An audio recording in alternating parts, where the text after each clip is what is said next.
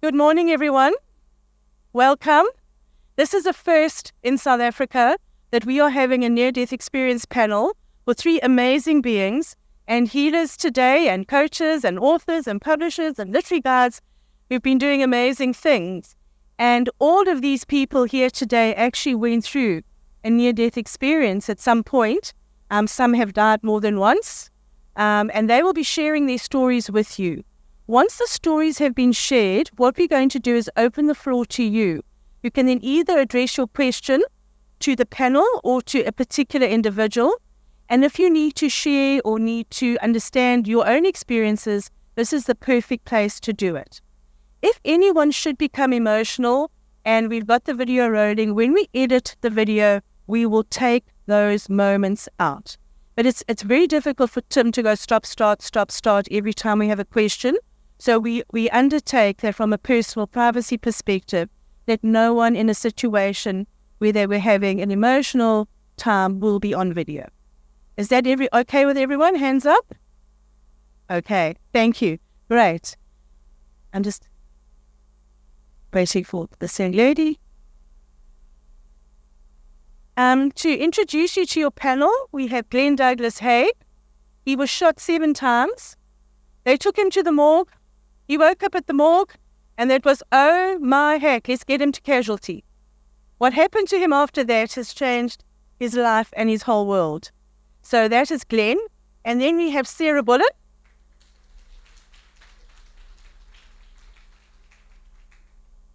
Sarah is a literary coach. She is a publisher. She's a literary agent. And she is also a near-death experience survivor. And what happened to Sarah is her hubby was terminally ill. He was in a coma, right? He was in a coma, and spontaneously Sarah went into a coma. Sarah then came back to an entirely changed world. What had happened to her in those moments when she was experiencing her near-death experience, and what had transpired in the places she went to, where she came back from, is her story today. Sarah is also the author of this book, Love and Above, which is about her whole experience, which is out on the pop-up bookstore. She also has another fabulous book, for which we have a workshop this afternoon, How to Write a Book. This one's in 100 days. It is available to be purchased. We have no stock, unfortunately.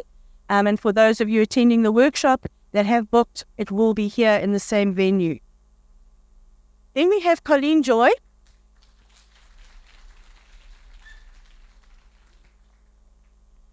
And then we have Colleen Joy, who had a massive protrusion behind her eye at the age of 4. And most kids have monsters under their beds, as she says, but she thought she was the monster. During surgery to remove the tumor, Colleen died twice. And she experienced a longing for the place she went to, where at 13 she was pretty suicidal, because as a little person, you don't understand what's just transpired. And her experience is absolutely amazing. Today, she takes people through wisdom teachings, wisdom well. She's a coach. She is the director of Inner Life Skills Coaching. Welcome, Colleen.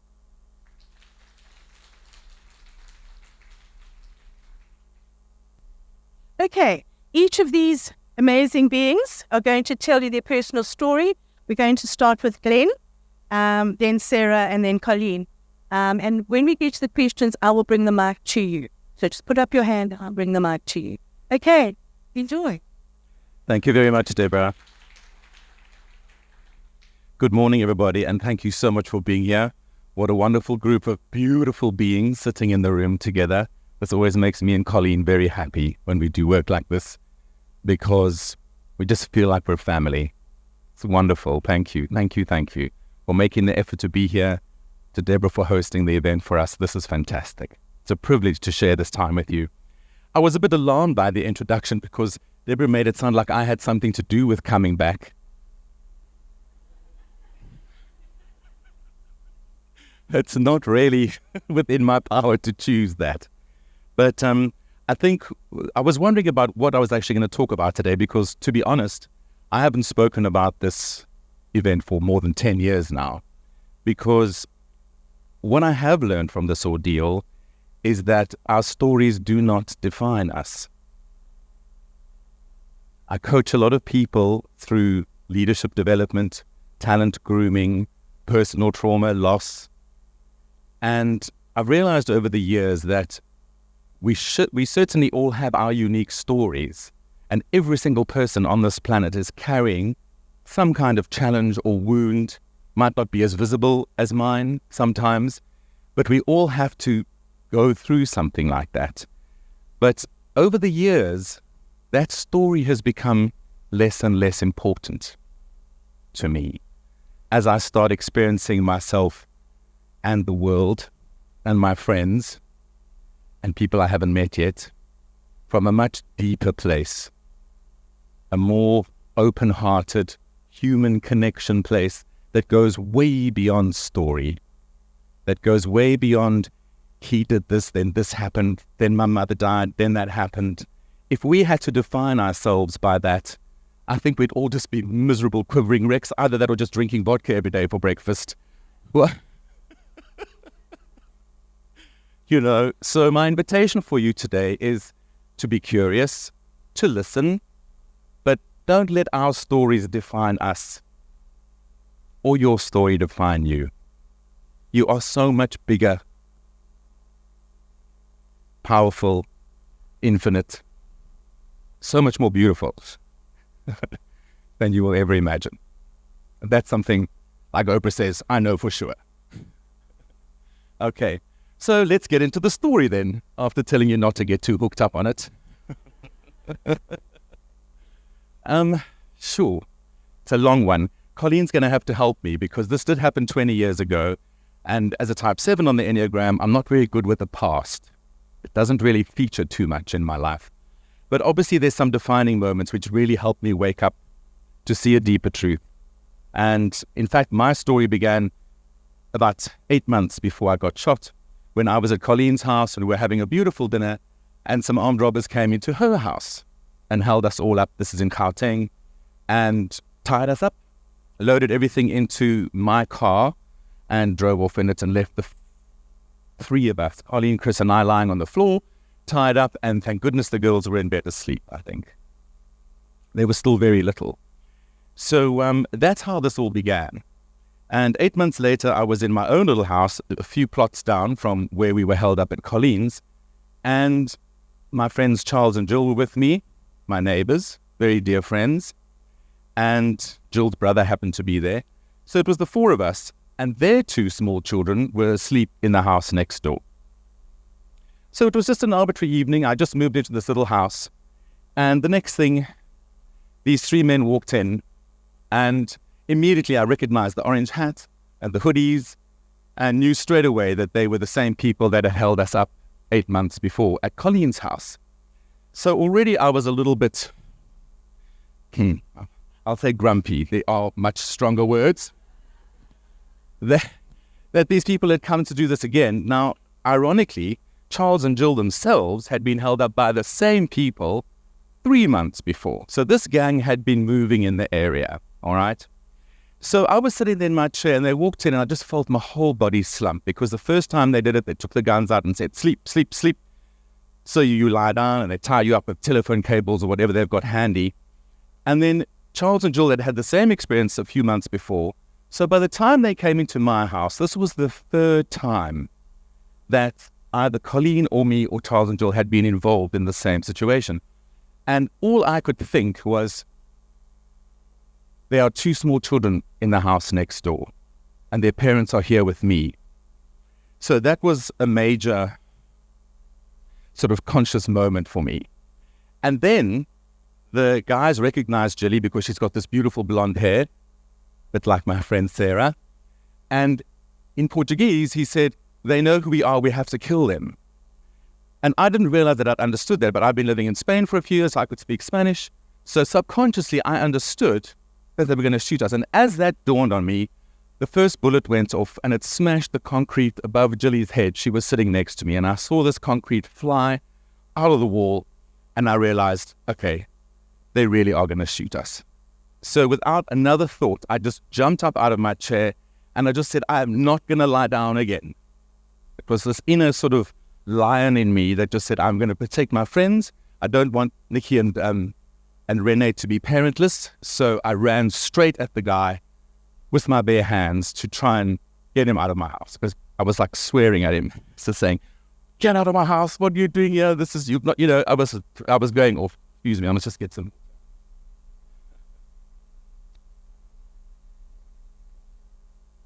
So in the moment that I was crossing the room and I was trying to get to this guy,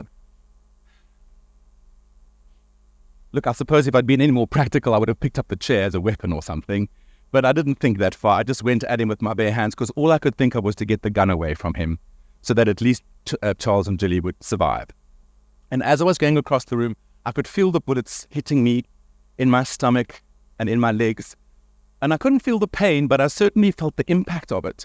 And then suddenly, just like they say in the movies, everything slowed down to like a very hyper-real, slow-motion moment. And suddenly I thought of everything in my life. While I'm running, and it wasn't too far, maybe 4 or 5 meters to where the guy was standing. And I saw my entire life go before me. And I remember being very relieved that I didn't have any unfinished business. I thought, oh, well, I don't have any enemies. I get on well with most of my family, etc. This is okay. And then I thought, oh, so this is how I die. And it was a very peaceful knowing. I was like, that's interesting. This is not a car crash. It wasn't a disease. This is how I die. It was very matter of fact. And then I also thought, and this is a bit of an emotional part for me, that finally my dad would be proud of me because I died saving someone's life. Because I'd met with 35 years of disapproval at that stage. This was 20 years ago. And so I thought, yes, my dad will finally be proud of me. And so then suddenly all of that stopped and I carried on. Suddenly it sped up again and I grabbed the guy and we were having this whole Bruce Willis movie moment with the gun in his mouth and the gun in my face, and it was all of that acting. And then eventually Charles, my friend, who's a very strong builder, I just saw his hand come down in front of me because I couldn't understand. I was very big and strong in those days. I was going to gym 3 hours a day. I was an underwear model. That's something you wouldn't believe. Do you remember Bare Undies? That was me.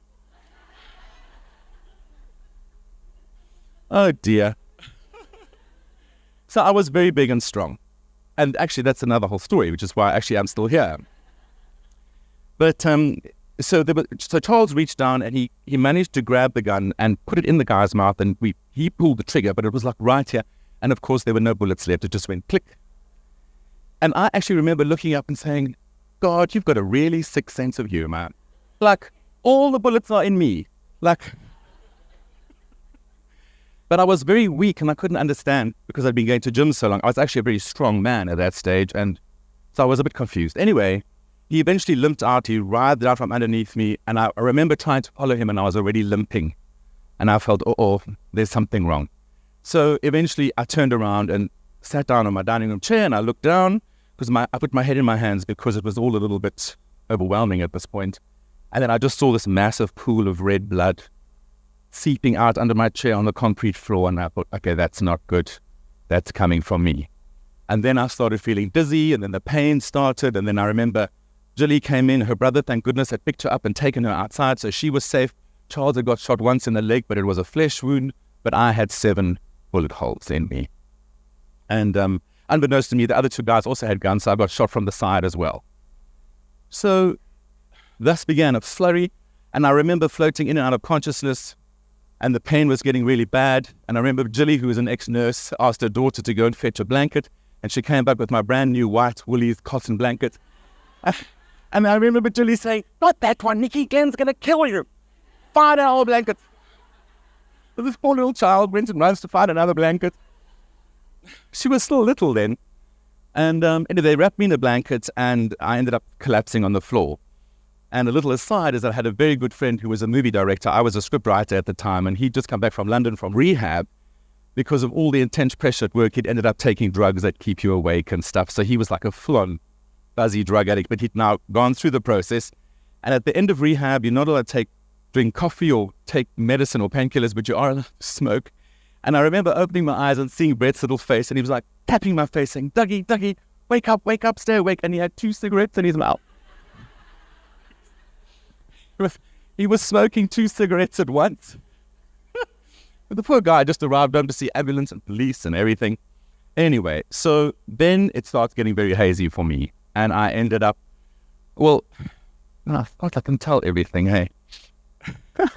At some point, these 6 beautiful paramedics arrived in their blue overalls and their cropped hair. And I remember lying there thinking, oh my Lord, these guys are beautiful. Which was a little bit odd. But I was very pleased.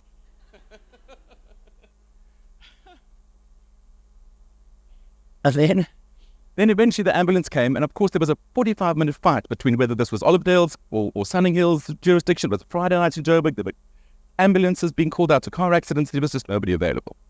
But eventually they sent somebody to me. And as we were going out, I remember thinking, oh God, why do I live on a dirt road? This is so sore. Like, it's so bouncy.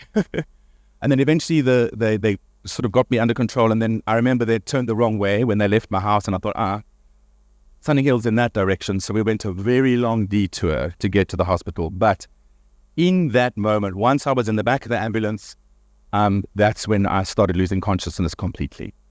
And then the rest of the story that I'm about to tell you is a combination of, well, let me put it this way.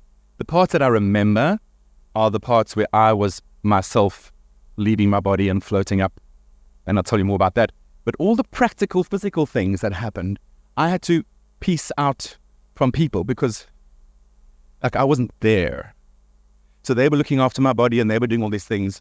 And actually 9 months later, I was sitting in the Spur in Broadacres. And now, I don't know if you can see by the way I look, but I don't really go to the Spur. It's not my thing. But my godson was turning 3. And so we went and had a party for him.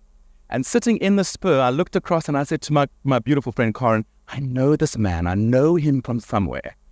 And I kept looking at him, and he was just with his family, but he had a 911 shirt on, and eventually I couldn't resist it anymore, and I went and spoke to him, and I said, listen, I'm sure I know you from somewhere. My name's Glenn. And we had a whole chat, and he said, no, I don't know who you are. And then I said to him, well, look, I was a gunshot victim in Chartwell. You tried to bring a helicopter in, but there were too many phone lines. And then he looked at me, he said, are you the guy? And then he just burst into tears. And he just started sobbing, and he kept saying, I'm so sorry. And he was hugging me. And I said, why are you saying sorry? I said, you saved my life. He said, but I didn't. He said, you didn't make it. Before we got to the hospital, we'd pulled the sheet over your head because you had died. And I didn't come and follow up with you in the hospital. If I'd known you had lived, I would have come to see you. And I went completely pale.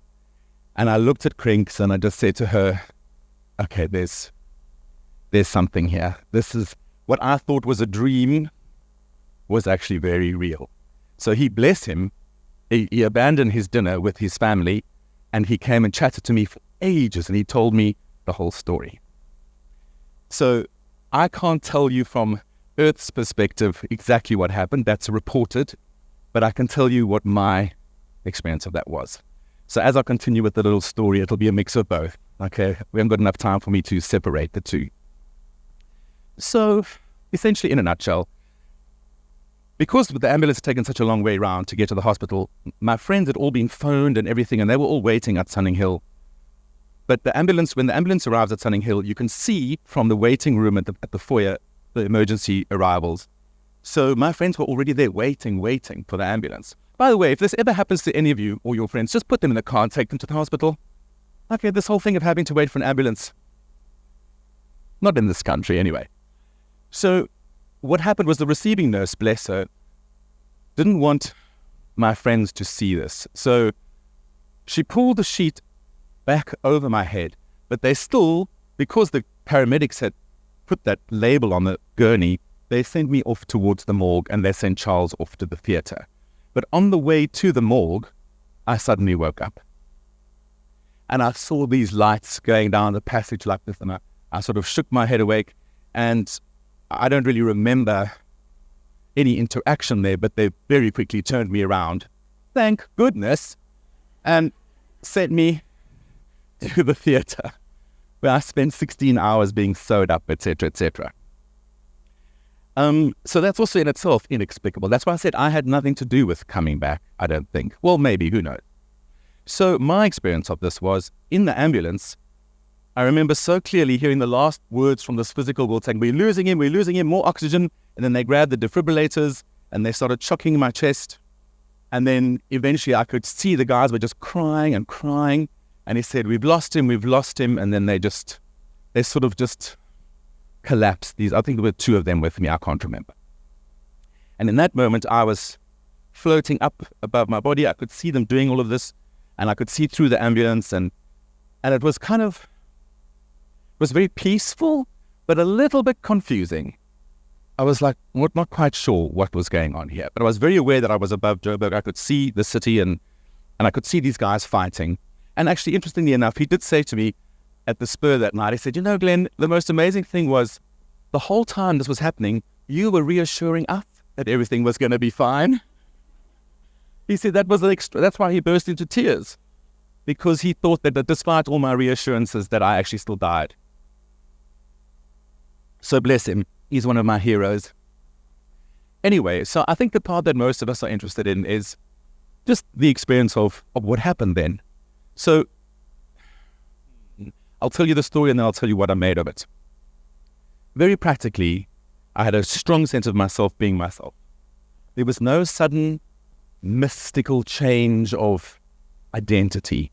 I was very much myself. I knew I was me, but I also knew I didn't have a body because I could see it lying there. And I got this strong sense that I existed as like a ball of energy, almost like in a big egg shape.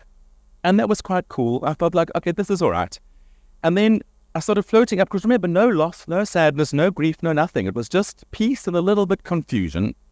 And then I floated further and further, and I could see the earth getting smaller and smaller. And then all of a sudden I sort of turned around, and then I just rocketed through what we'd call it, the cosmos, space, who knows, the universe. But I remember clearly seeing, like in the Star Wars movies, the stars and galaxies and planets flying past, because I was just going somewhere very, very far. And eventually it slowed down, and I had a very strong sense that it's almost like an invisible roller coaster, like you pulled along in a certain direction. You don't really decide what's going on. You just sort of get helped along in a certain direction. And then eventually it slowed down, and I was like, oh, okay. And the first thing I was curious about was myself. And so it's hard to explain this because I didn't have a body, but I had a sense that I still had a head. Like I could see, or I could perceive is a better word. And I was curious. So I looked down to see what I looked like, and I was literally just this egg shape of energy filled with millions and millions of little lights. And it was quite dark out there. It was black. It was like the cosmos. And I had a moment of thinking, shit, maybe I wasn't so good after all, you know. Like, I'd read lots of books. I was hoping for a little tunnel or someone to meet me or something, but no. So I was a little bit, and that was quite a little bit of a shock, I will say. But then all of a sudden there was this beautiful peace again that says, no, you must come this way. And in that process of me going that way, I just felt this beautiful, loving being pulling me that way. I was more curious about myself still, and I looked at my energy field and everything, and I thought I was probably about this big. But then my senses came to me, and I realized that all those lights that I saw inside of me were full-on galaxies, not just flickers of sequence, like whole stars and galaxies and systems. And then the realization hit me that we are not confined in any way to these little bodies that we exist in this place. You know, this is a very constricted and a very small world, if you want to call it that. And that our true nature is immense beyond measure. And I remember saying to Colleen once, I think I got the sense that my job, it was very overwhelming. It made me cry, even though I wasn't in my body. I cried and cried at the thought that my job is to hold the love vibration in myself. That's all. That's the only reason we are here. It's to hold love.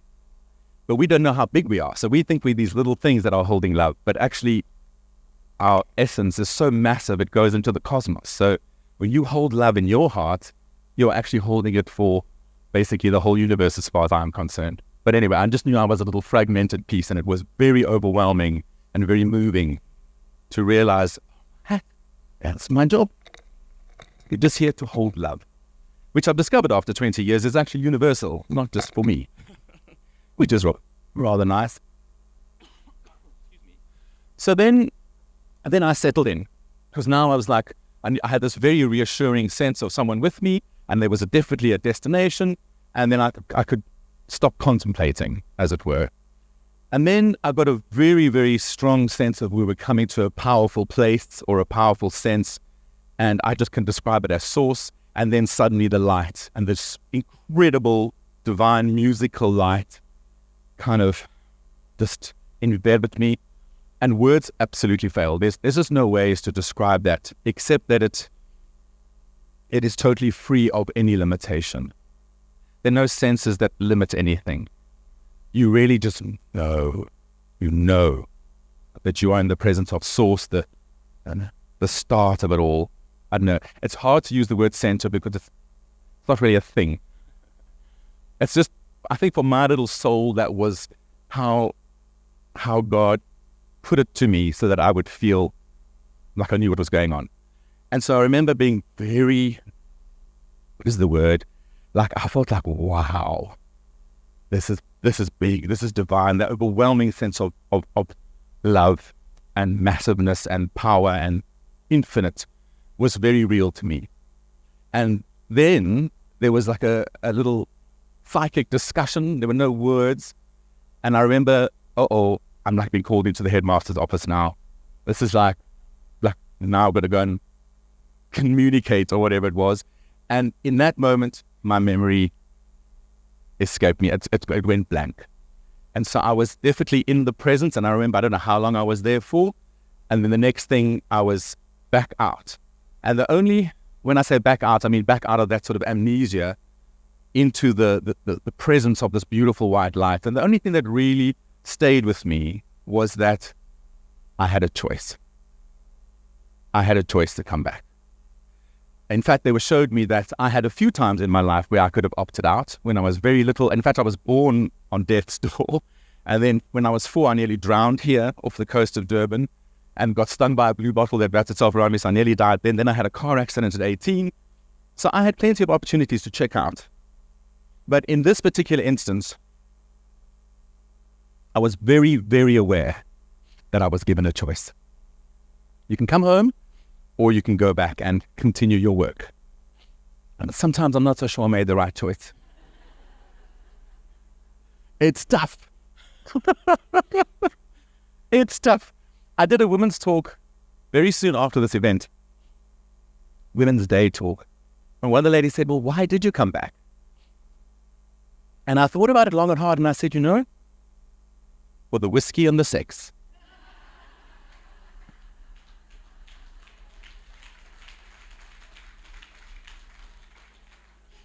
And I don't think anything's changed.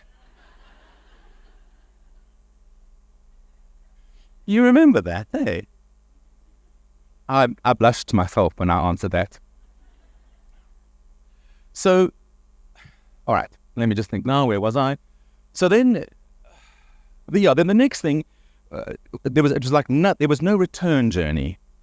That's when I woke up and I saw the lights going down the roof, those terrible neon lights.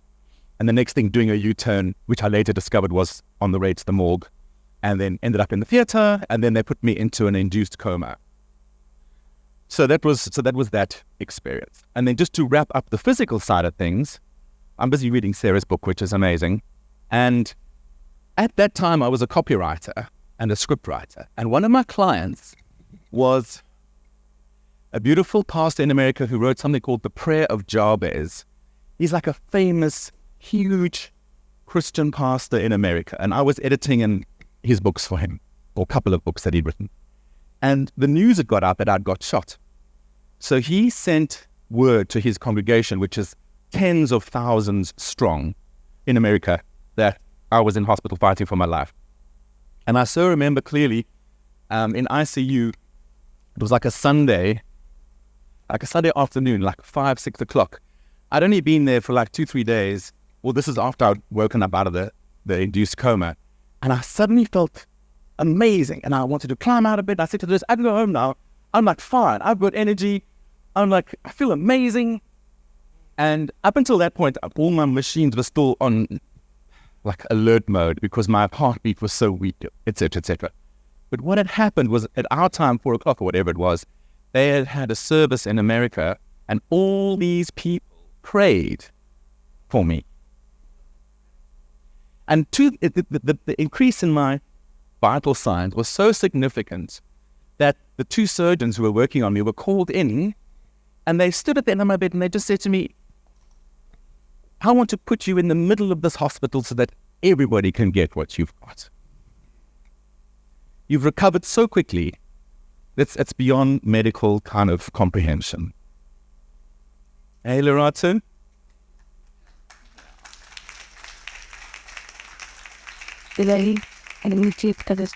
Yes, time, thank you. And so what I'll wrap up with then is just by saying that what I have realized is that that experience, although it was very profound, has not made me any different to anybody else. I'm still me. I still struggle with everything. I still have my heart broken. I still have fear. I still have doubt. I still have to pay my bills. But the one thing that has changed is that my heart is wide open and I've lost all judgment. There's nothing to fear. We all have our stories, and just look at yourself in each other's eyes. Thank you so much. Yes, indeed. Sure. So I have similarities and differences. I was in a coma for a month and travelled over worlds and realms and beyond. So I'm going to tell you a little bit about that. But the story where I'm going to start it was I was 37 and I was having a bit of a bad year. I was a successful author. I was a multi-published author, and I was running a big magazine stable, 10 magazines underneath me, 2 young children, kind of on top of the world. But at the same time, my husband, my gorgeous, sexy filmmaker of a husband, had been dying of brain cancer. He'd got a tumor at 38, and he was just inching towards 41. And he had decided to treat his brain tumor, along with surgery, radiation, and all the best of allopathic medicine, with TWASA experience to become a Sangoma. So he had been walking the path of Sangoma for quite some time, and I along with him. And it was at the very end. It had been 4 years. 4 years of rituals and ceremonies, of MRIs, of earning the money, of being fabulous, of looking after the children, of running a house, taking care of everything. And I was putting a magazine to bed at my very busy publishing company, and I got just a little bit of a sore throat, a little tickle in my throat. Don't worry, I said to my company, I'm going to be fine. Send my laptop to the house. I'll continue working in my room. I phoned my mother-in-law. I said, look after the children for 2 days. I'll be back on Monday. And that is not what happened. What happened was the complete opposite. What happened was my husband, who was already in the spare room on the last stages of his death process, was lying there, and I got worse. So within about 8 hours, it went from a tickle in the throat to a cough, and about 10 hours later, I had checked myself into Constantia Mediclinic. I'd phoned Discovery Health. I got a pre-authorization. My mother had said to me, you are being ridiculous. Take a Panado and go to bed. But I didn't. I followed some deeper intuition and I checked myself into the Mediclinic. And that's within about 10 hours of me being admitted. I was admitted into high care. And then I was taken into ICU. And when the doors closed on me in ICU, when I was wheeled in there in nothing but a hospital gown, I didn't know I was going to be in there for the next month of my life. I was put in immediately in an induced coma. The diagnosis was influenza, and I started a fight for my life. A lot of my book is about my months-long coma. This was a decade ago. I'm going to tell you some of the things now that happened in the coma. I'm just going to keep an eye on the time. I was in an induced coma, which means I was packed full of drugs. So initially, I was in what I call the world of nightmares, the world of terrible noises and fighting for my life and dying and dying of suffocation and dying on the floor and dying and nightmares of dying and dying and dying. And then something happened. And that something was I left my body. And then I started to travel. And the first place I traveled was just around the hospital. So I just traversed, I went into, various wards and looked at people. And already, the second I left my body, I was not anybody. I was not a name. I was not a person. I was not a mother, not a wife, not a daughter. I was a nothing. And I remember that being absolutely terrifying. As time passed, I left the hospital. So my next movement, I call this leaving the world of nightmares. My next movement was to shoot out of the hospital and travel on the earth. So I was just all over, like a bird. It was the most incredible experience. I was flying, I was diving, I was swooping, but I was very aimless, very confused. There was absolutely no attachment to the body. In fact, I didn't know the body was on the bed. I did not know that my mother was sitting by my bedside for a month weeping. I didn't know there were prayer circles and Facebook groups and WhatsApp groups and that my children were desperate and that my husband was dying. I didn't know any of that. All I knew was I was soaring through the earth. But there was a deep need for longing. It wasn't a sense of freedom. It was a looking, searching. And there's one particular part, I didn't recall everything in the book, where I went down and there was family. It was somewhere else in Europe. And I kind of went into the house and tried to be part of the family and tried to belong. But they didn't know me and they couldn't see me. And I was just a nothing. So I knew that this was not my place. And then I went further. The attachment to the earth started to leave me and I traveled further. And I've shot into the world of spirit, I'm going to call it. So it's not easy to use words for these experiences. But I left what is absolutely earth, with horizons and trees and grass, and I moved into another plane. And in that plane, there was a most delicious peace. A group of women, sweet, warm African women surrounded me, covered in white cloth. And they took me and they said, "You are here to let go. You're here to say goodbye." And I knew that it was to say goodbye to my husband. And I knew he was with the men. And I could hear them just over there, but I could never see them. And they sang and we wept. And I didn't know who I was or what was going on, but I knew that I was there to say goodbye. And then I moved on because I knew I couldn't stay there. And when I say moved on, I don't know if I had conscious will. It wasn't like that. I was just knowing that I was moving. I couldn't stay in places. I didn't see God in that space. Many years later, I've come to understand that we interpret what we see in the other worlds, other realms, through our lens. My lens was shamanic. I'd been very deeply involved in traditional African spirituality. So who I encountered, my safe space, the people I saw, they were those. And I moved further. And in the physical world, I was deteriorating. I'd been given a 2% chance of survival. I had no lung function. I was on machines were keeping me alive. I'd had a tracheotomy at that point. I pulled my tracheotomy out. At point, I had been non-responsive, dead for 24 minutes before they resuscitated me. And so I'm told afterwards. But none of this I knew. None of this I knew. The only thing I knew was, is it still on? Was that I was a soul. I was just a soul. And it wasn't wonderful. It wasn't light. There wasn't like a deep, I've crossed the pearly gates, I'm with God. There was just really, I'm just going to say a nothing, but just a little tiny impulse that kept moving me forward, further and further away.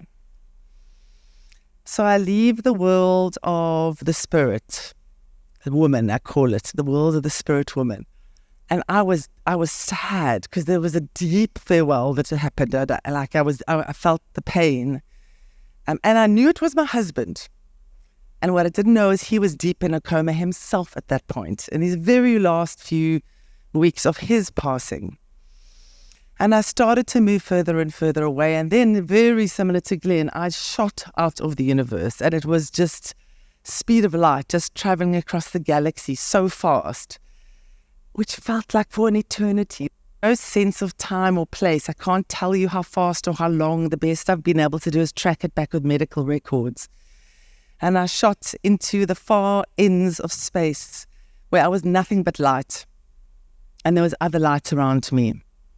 And that is where I felt just infinite peace and belonging. Just back to some elemental truth. And then something happened.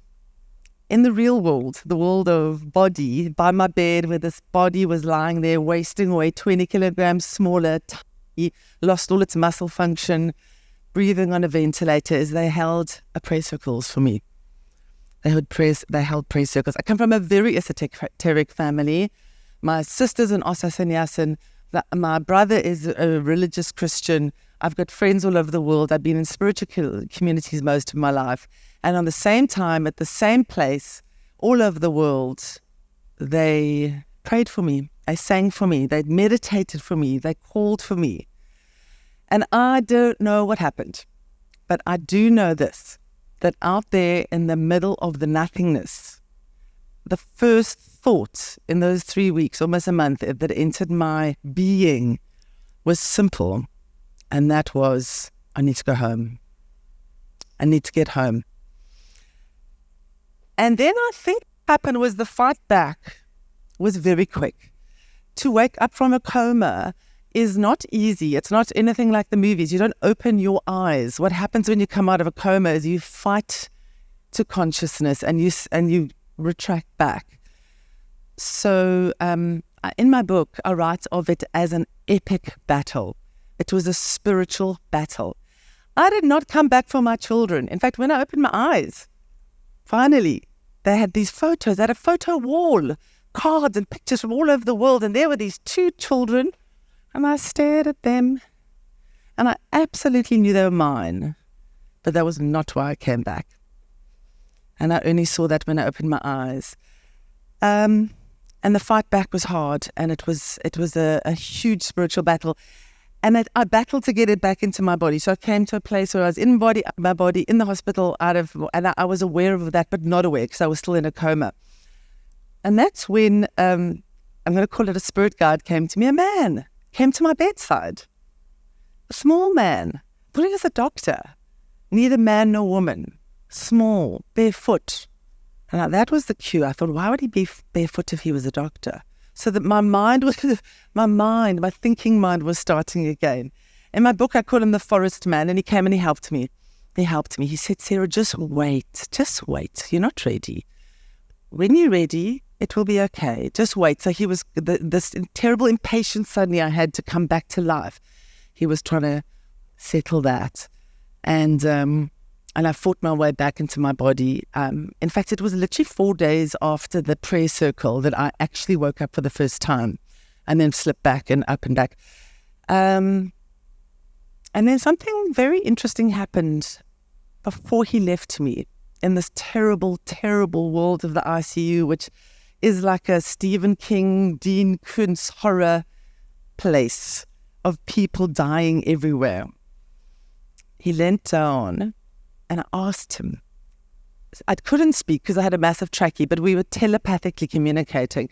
And I said to him, what must I do? What must I do in this life now? Always. And he leant down and he kissed me on the forehead. And he said 3 words that were the strangest words I'd ever heard. And those were, have more fun.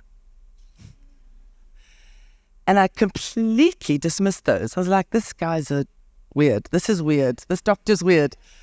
And then I was woken up. And then I really started to, when I was back in my body, I was back in my body. That was it. But I remembered everything. Everything. 3 days after I woke out of my coma, my husband passed away. They did get me in an ambulance and they took me to see him. And I said my farewells. But I knew that I had said my farewells in a different realm, in a different space, in a different place. And and I came back and then I saw my children, and it was really interesting because none of the earthly attachments were important to me. Not my children, not my house, nothing. Nothing was that important to me. Nothing. I was just so grateful to be alive. To be alive. And I went home. People came. They were just so shocked. You know, we were young. We were like a successful couple. We were kind of a little bit of the golden couple. And how was this possible that I'd been dying, he died, and I was back in this body. Had to learn to walk again, to breathe again, to sit up again. I'd lost all my muscles. Took me a year, 6 months to learn to speak again. Thank God for SMSs, text messages, because I didn't have to speak. It was wonderful. It was wonderful. And then I remembered, I couldn't forget. You know, everyone was so obsessed with the death, and there was funerals and memorials and mourning, and I never talked about what had happened to me, but I couldn't forget. Couldn't. So I eventually sat and I wrote it all down, submitted it to a near-death experience journal later down the line, and it began a huge journey into asking, what am I here for? What am I here for? Why did I come back? But you know, the human body, which I realize is an animal, the human body wants to live, right? So on the human level, I was just recovering. And on a soul level, it was asking deeper questions. And the sentence, those words, those 3 little words that had been whispered to me, they played on my mind. They played on my mind. Have more fun. How, why? Fun. This isn't fun. Death, trauma, illness, grief. It's not fun. It's not fun. And slowly, the words started to sink in about what it is this human experience is.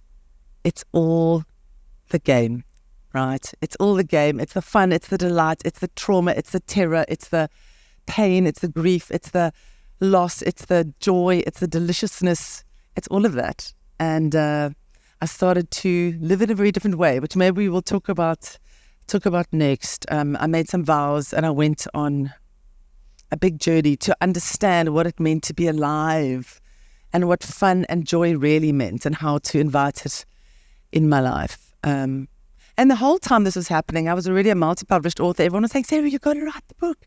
You've got to write a book about this crazy stuff in Botswana with, you know, all the stuff you're up to. You've got to write the book. And I just couldn't. And when I came out of the coma, they said, come on, now you've got to write the book. And I knew in my being, I couldn't write anything yet because I didn't have a lesson. I was still living it. I was still trying to understand what had happened to me. And a decade later, my publisher said, Sarah, will you write the book? And I said, yeah. And only because a friend of mine had said to me, Sarah, make something good come of all of this. Make something good. So sharing my story, sharing stories is my way of making something good come of it. And there's a chapter in my book in which I talk about trauma. And when I came out of this horrendously traumatic time and everyone was sitting on my couch, their eyes wide going, you must be so traumatized. And I wasn't. I really wasn't. I actually call it post-traumatic bliss. When you are so grateful and so blessed and so filled with being alive that there is nothing but bliss there. There's not trauma, which is quite hard, I think, for some people to understand. So I will leave you with that. There's much more to the story, but it's all also in a long, long book, which is finally out. Thank you.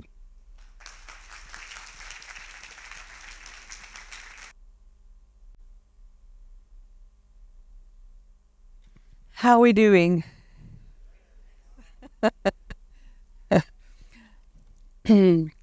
So the word I want to just drop into the space is the word home.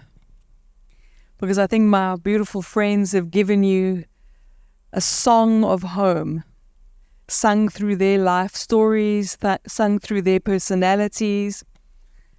So mine's going to be a bit shorter, but I'm going to just articulate my song of home. Don't worry, I'm not going to sing. Oh, Angie.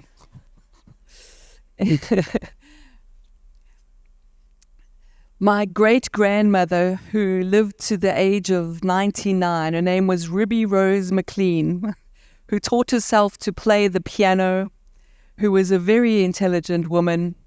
She said that when I was 4 years of age, she said that I reminded her of the little paintings they used to paint on chocolate boxes, because she came from an era where you couldn't print things, so there were paintings on chocolate boxes. So I had the blue eyes and the peachy kind of complexion, and I was the first grandchild, until suddenly an egg-sized tumor, fibrous dysplasia tumor, grew behind this eye. It threatened to take my life, and it threatened to take my sight. Fortunately, the Joburg Gen those days was functional, and a wonderful doctor by the name of Professor Walker took one look at me sitting in the waiting room next to my mom, and he said, come through, and he diagnosed the tumor, and they scheduled me for surgery in January. I do remember that at New Year's, the year before, I saw my mom and my aunt crying when everyone else was saying Happy New Year, because I don't think they felt like it was going to be a Happy New Year. The surgery was quite extensive. I was apparently the first child in South Africa to have a CAT scan, says my mom. The surgery, now I always say, don't picture this, which of course means you're going to picture it, right? They cut my head open from ear to ear along my hairline. So there's actually a scar just inside of my hairline. Hairdressers always think I've had incredible facelifts. And they literally opened my skull. I've still got the little ridges on my forehead from where they sort of had to pull the face open. And my other joke is that everyone I know calls themselves open-minded, but I think I'm the only one qualified.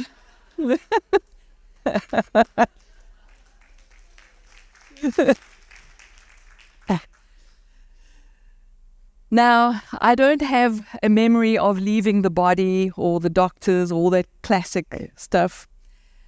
Sitting recovering in the hospital ward after they pulled all the stuff out of my nose and, you know, the recovery, I was haunted by a memory.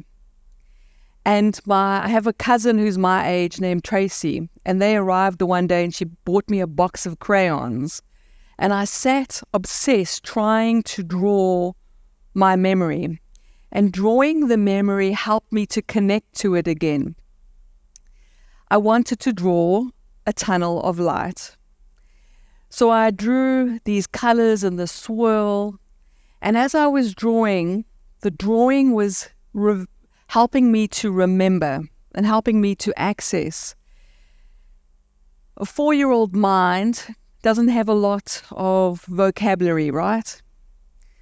So the only word that made sense and that I clung to was that I had been home.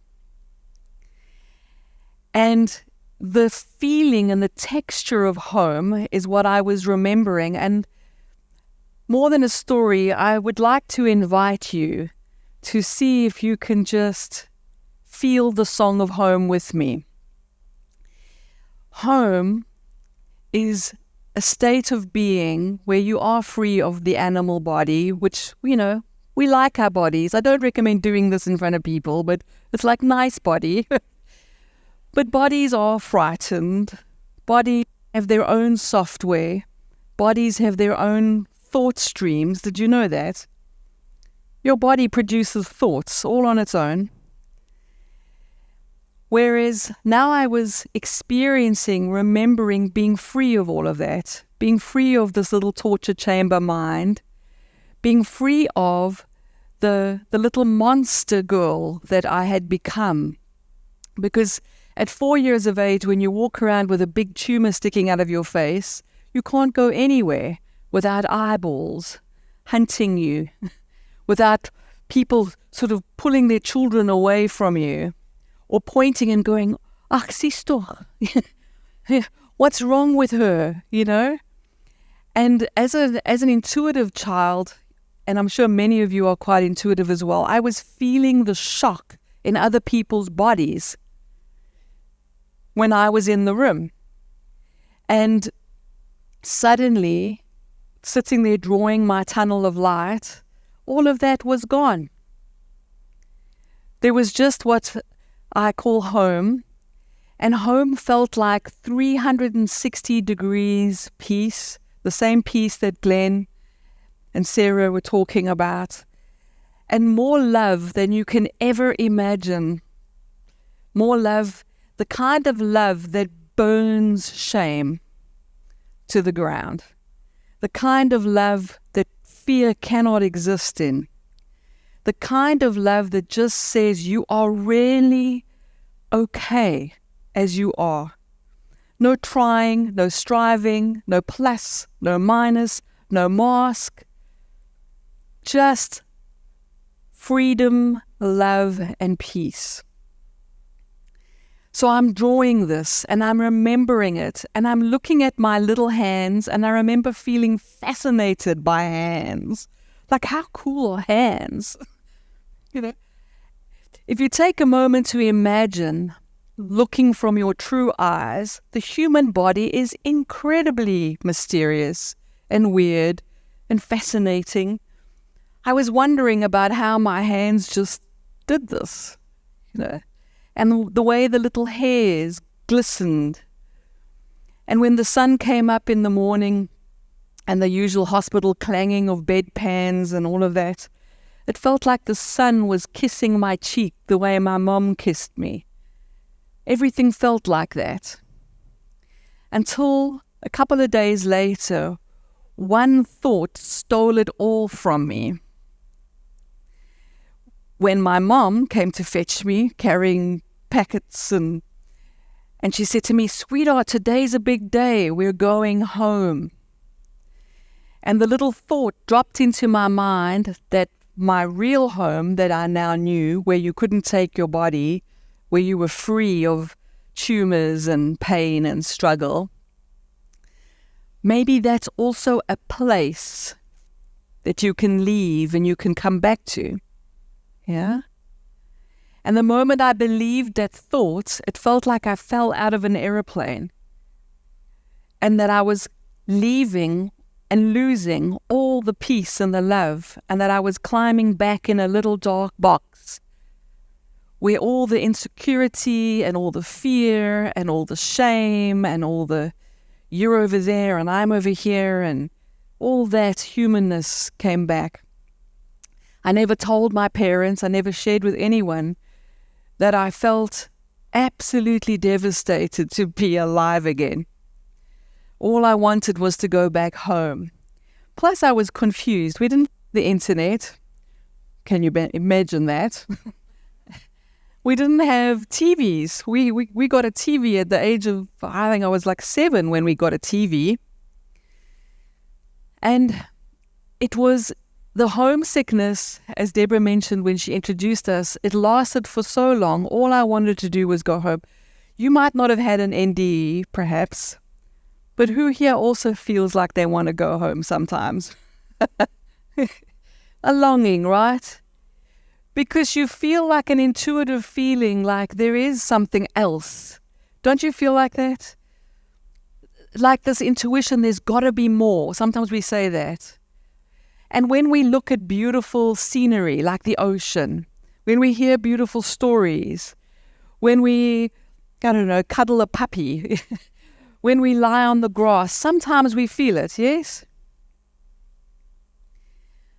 So at the age of 13, as Deborah was saying, I had become very disillusioned. I'd visited a lot of churches, I'd asked a lot of questions, and we started high school. And even though the tumor was gone, I found myself still feeling like the monster. Isn't that interesting that that happens? We can do our best to hide the parts of us that we think people don't want to see, and all I wanted to do was go back home. And I was lying in bed the one night, and I used to enjoy opening the curtain to look at the moon, because I found the moon quite comforting. And I shouted out to the room, my dark bedroom, if you're real, because now I thought maybe I'm crazy, maybe none of this is true, maybe I've made it all up. If you're real, please prove to me that you're real. Who's asked that? Yeah. And of course there was quiet, silence, in case you think there was going to be a Hollywood moment. So I started crying more, and then there was a peace. And this peace came upon me, and with the peace came another stream of thoughts. Now this is the thing I want to leave you with. Just because thoughts show up in your head doesn't mean they're all rising from the same radio station. And no, this is not a talk about, me, myself, and I. Schizophrenia 101. But have you noticed that some thoughts have a different texture? Some thoughts feel like knowing. When you're arguing with yourself, who argues with themselves sometimes? Who are you arguing with? Or are you the witness of thoughts that are just coming from different places or spaces or perspectives? So I'm lying there, and there's a peace stream of thoughts, and I'm thinking, I want to leave, but I don't want to leave because then my parents will be devastated, and I don't want to hurt them, but I'm carrying this burden of this homesickness. And this thought says, you can leave if you want to. And with this came such peace and such truth and such knowing and such permission and such relief. I can leave if I want to. And typical teenager, but what if I don't want to? And then was this, and this is my question for you that was asked of me all those years ago. Then choose a reason to stay that is bigger than the pain.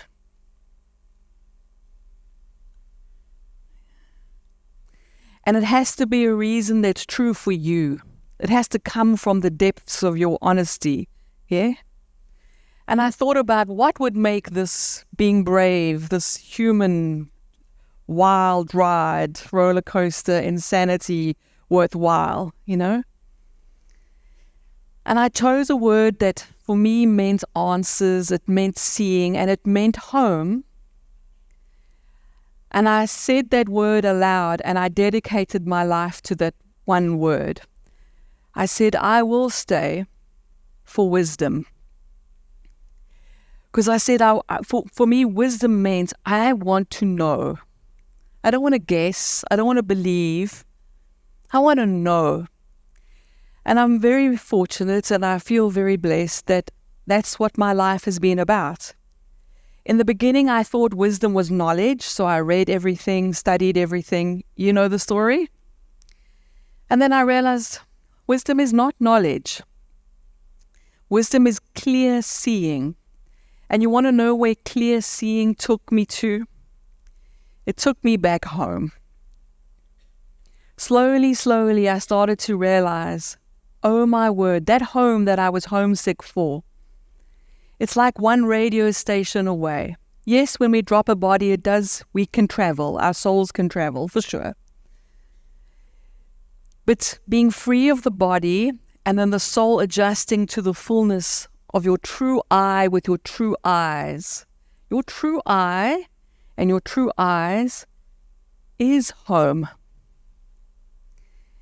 And instead of waiting for it, like as if you have to die to have it, okay? Wisdom taught me everything you think you become when you die, you are already right now. I'll say that again. Everything we hope for, everything we think we become when the body ends. You are that right now. It's one radio station away. Imagine that. Isn't that worth the adventure to discover? And some of us, nudge, nudge, wink, wink, are here to figure out if we can do that. Can we climb into this little primate, genetically frightened of everything, with its own FM station, without losing our soul, without losing home? Can we learn to download home into the body to change the way it feels to be human, so that we stop doing this to each other, judging and, ach, sis toch. So that we start seeing home everywhere. So when you see a sunset, when you get a hug from someone, when you feel peace, you're tasting home. That's why we crave it. And isn't this an interesting thought? We all come from different backgrounds. Our bodies have been raised differently, different language, yes? But peace feels the same for all of us. Why? Love feels the same for all of us. Why? Because we share the same home.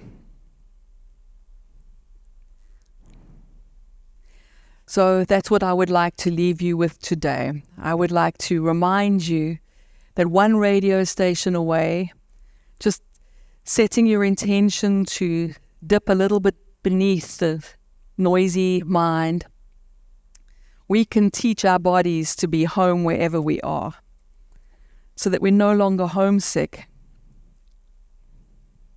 Doesn't that sound like a great idea? Thank you.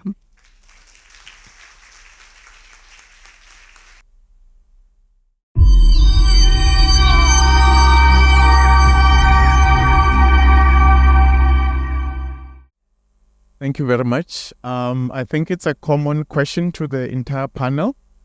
I battled the last hour because I've also had a near-death experience. It happened twice or thrice, I think. She might remember. I'm not going to go into that. I'll go maybe a bit into that when I do my talk later. What I wanted to ask from you as a panel, the unit as a panel, is, do you ever go back? Do you have moments today, apart from, I think, Sarah's book and other mediums and these talks that you're having, do you actually have physical moments where you connect back to that day of the near-death experience, or back to those days of the near-death experience? Because I've had a different experience. In my near-death experiences were in 2000. I think 2 of them happened in Feb. And then the last one happened when I was training as a healer in Rustenburg in November 2000. And when, I'm not going to tell my story now, but when I came back from healing school, I nearly stayed for a year there. Everybody in my family, in the community, in my friendship circle, 80% of the people had written me off that I was going to come back in a body bag because of what had happened. So yeah, that's a story for another day. What I want to know is, how do you connect back to that day? Because I have I think every month I connect back to that day in 2000, to those days in 2000. And it's happening in very funny modes. The songs on TV, the songs on radio, that then connect me back to those days. And whenever they play, I put on my stopwatch for 96 hours maximum, which is 4 days, I think. And something phenomenal happens in the planet. And I met a gentleman who wrote the Human Pin Code. I think most of you might know him, Mr. Douglas Forbes. He wrote, yes. And what he said is, I'm connected to the universe. But what bothers me about that, I've got a diary for those connections, and the results from that diary are very scary. People die in the family, in the friendship cycles, and other phenomenal events. Thank you. I won't go further than that. I was going to say maybe we answer the question and then move on. And maybe I'll start by saying I think there were two questions there. The one is, how do you connect to the day that happened? And then the next is, how do you connect to the place you were at when you died? So for me, connection to the day is simply, on the physical. I'm remembering the actual day, and always marking it. For me, it was a month, so it's the month of September. But a very interesting question is, how do you connect to that place you find when you die? And I will say that I probably spent a decade trying to call back my guides, trying to get back with the forest man that came with me, trying so deeply to reconnect with that ethereal place. And I was unable to. Sometimes in channeled moments, the particular person, the spirit came through. And I think there's this huge longing when you've had such a profound spiritual experience. How do I get back there? But I think it was a moment of chance and a moment of grace. And I don't know if you can recreate those. No, Deb, I'm going to chip in as well. Yeah. Sorry. Just building on what Sarah's saying, and okay, so picture this. You are watching a movie, right? So imagine you're watching a TV screen. And let's say the movie is an incredible, mystical phenomenon. What tends to happen is that we then long for that movie again. We want to see the same images, we want to see the same pictures, which is a very natural part of the mind and the heart. Something that my journey has helped me with is because I had the same longing for what I had experienced. But I realized I was longing for the movie of it. I was longing to see the picture again. And this became, I think, ultimately the place where I felt such deep satisfaction that I no longer longed for the movie, was to start becoming more interested in who was watching the movie. I think these experiences are potential opportunities to realize something very ordinary. The experiences are extraordinary, true. But there's a very ordinary, accessible you that is observing the experience.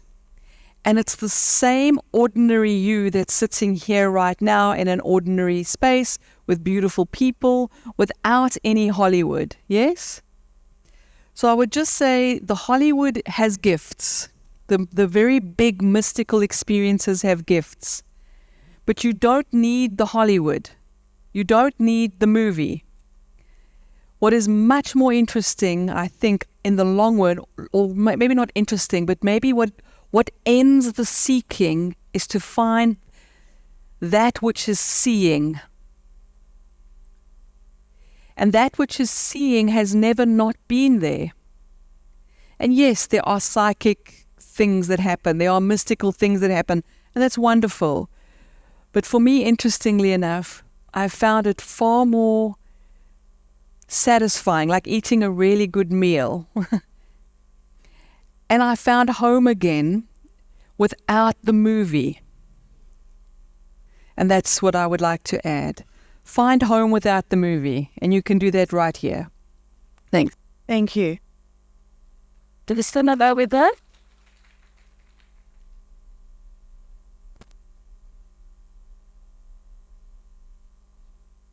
Thanks, Shishanta. Hi, good day to you. Thank you so much for sharing a small spark of your soul and your spirit with us today. My question is about 11/11. We have had quite a lot of people in our family and our friends who saw 11/11 and then died. None of them, unfortunately, came back.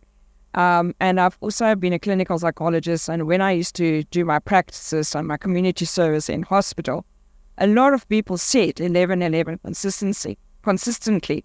So when I saw it yesterday or the day before, we planned what we were going to attend today, it was just really throwing me because for the first time I thought about that. So I just wanted to know, is that something that you've experienced as well? Because there are some angels that I've also learned in a very, very hard way in life who actually came before time to be with those people and also gave the sign to those people to actually say to them, you're not dying alone. And that to me was just great. Thank you. So if you can please clarify the significance of 11, please. I have no idea what 11/11 is. Sorry. Yeah, it's not in my particular belief. And I just add, I actually scheduled the program. And for me, 11/11 is the frequency of oneness.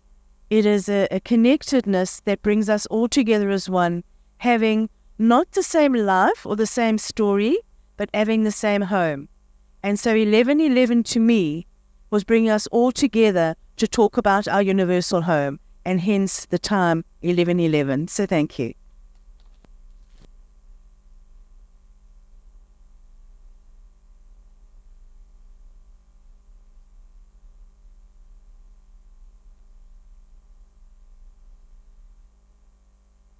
Okay, who else has a question? Super. I'm going to bring the mic to you around the side, and then you can have a chat to the panel or to one person in particular.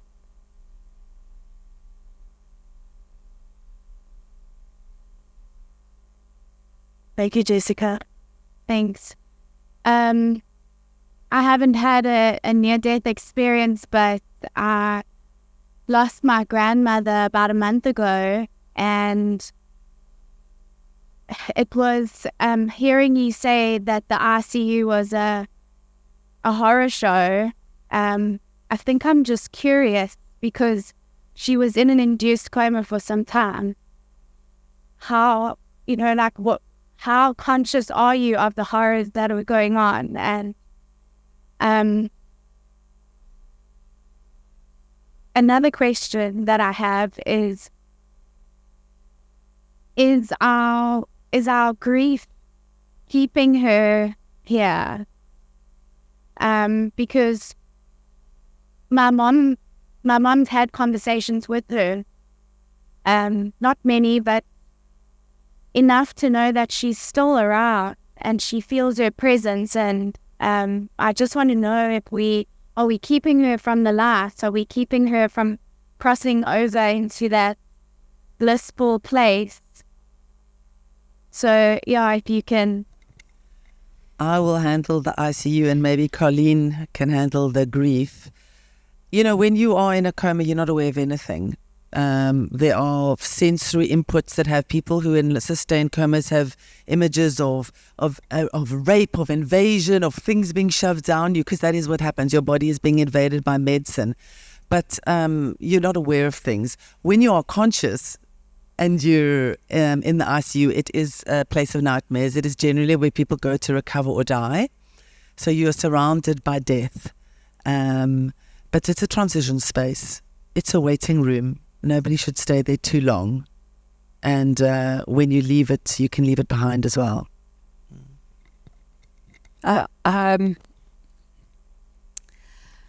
You're asking the question, I think, from a place of obviously deep love and concern for your grandmother. Yeah. And we all want the best for each other. And when our loved ones pass, we hope that they're passing peacefully. Yes? I think that's where you're coming from. Yeah.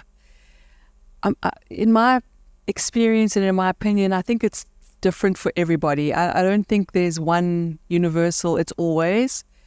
I had the good fortune of studying and working from about the age of 28 to my mid-30s with Dr. Michael Newton in the USA, who was the author of Journey of Souls and Destiny of Souls.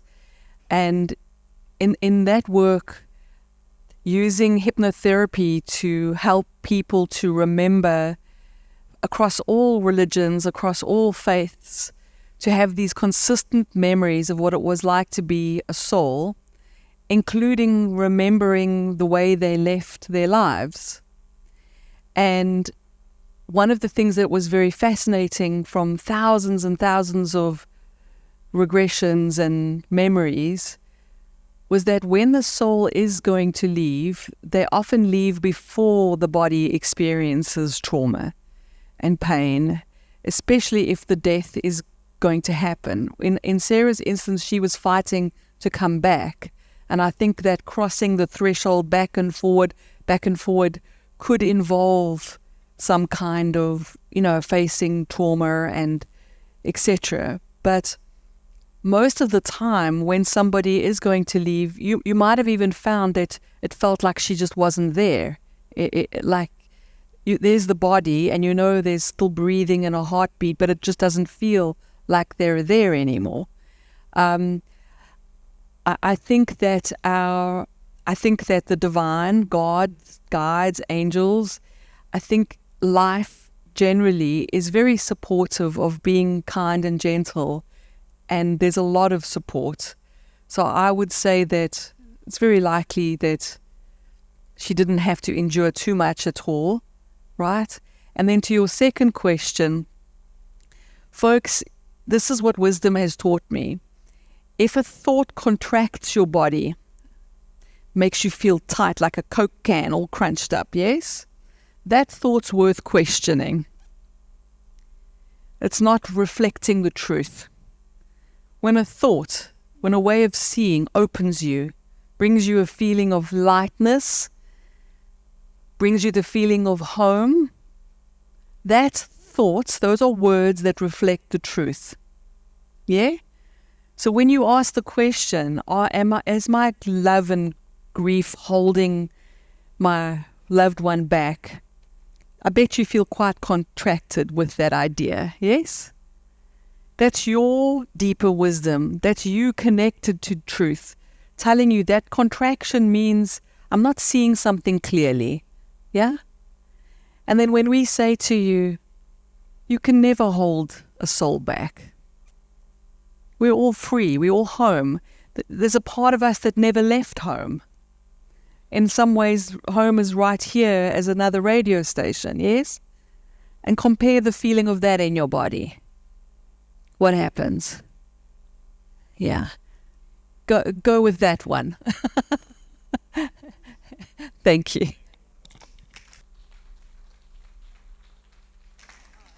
Thank you. You. Sure. Thank you. Mine is not a question. I'm wondering why did I come here? Because I came to just the spiritual festival expecting nothing. And I have been having experiences of meeting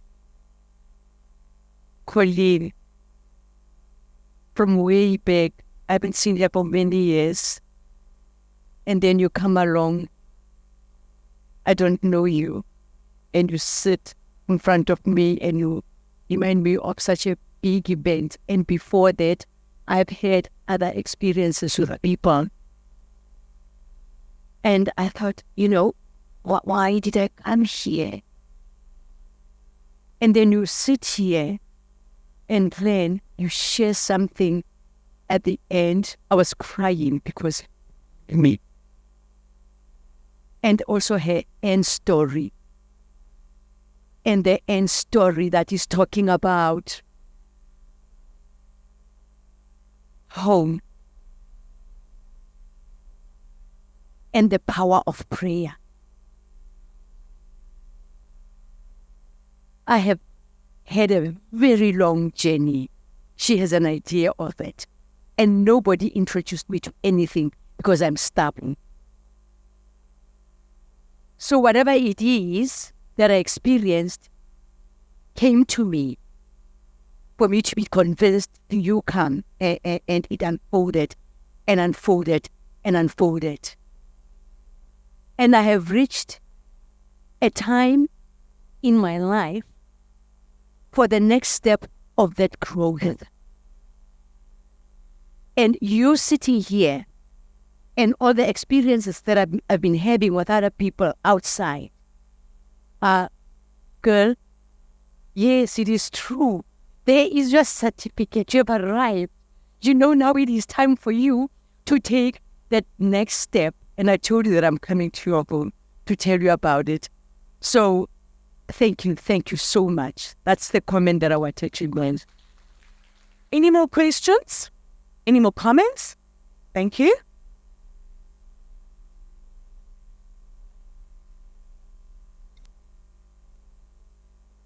It's for the panel. Hi, everyone. I just want to, it's not a question, it's just something that I want to attest to. When my aunt passed on, she came to me directly, like I was sleeping, and she came in a form of a bubble. So I was like, okay, I think I'm very fortunate to be here in the session, but why did she like come directly to me? And maybe she could have went to her mother or her son, but she came directly to me just to send a message of, okay, fine, I'm not on this earth anymore. I'm in another place. I'm happy to be there. I'm just here to say goodbye. But she couldn't like talk to me. But then I was like, even now when I'm talking about it, like it happened like a decade ago, like I'm shivering right now, but my hair like pulled out of my skin because I was like covering myself in a blanket and I was sweating.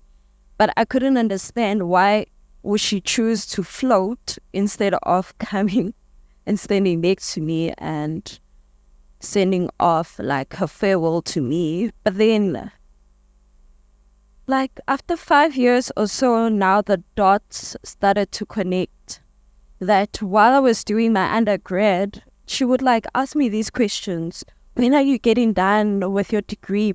Because I'm a teacher by profession, and she died when my nephew was 6 months into grade 1.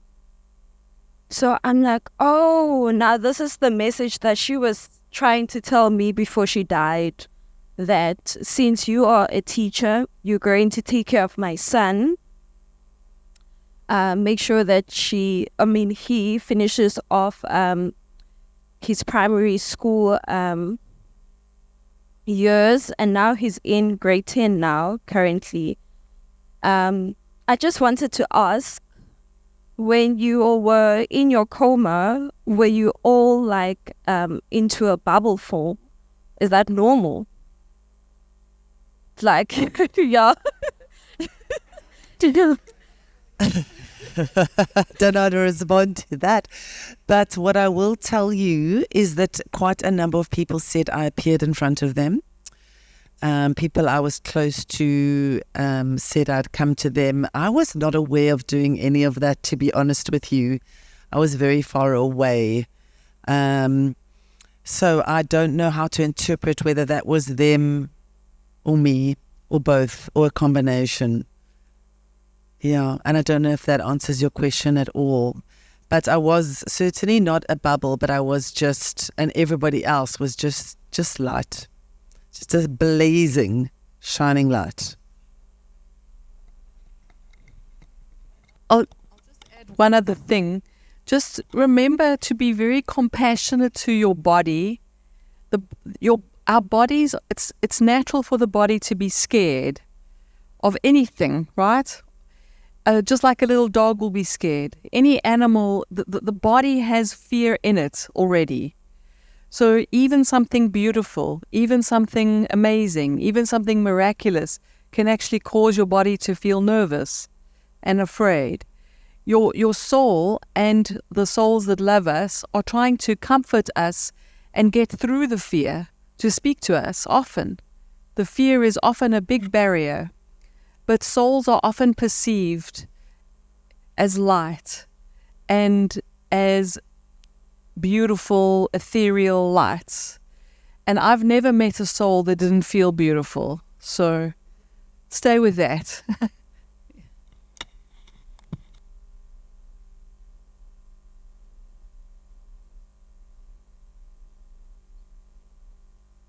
Thank you, everyone, and thank you for coming today. I think we've been very blessed to have 3 of these amazing humans in our space today.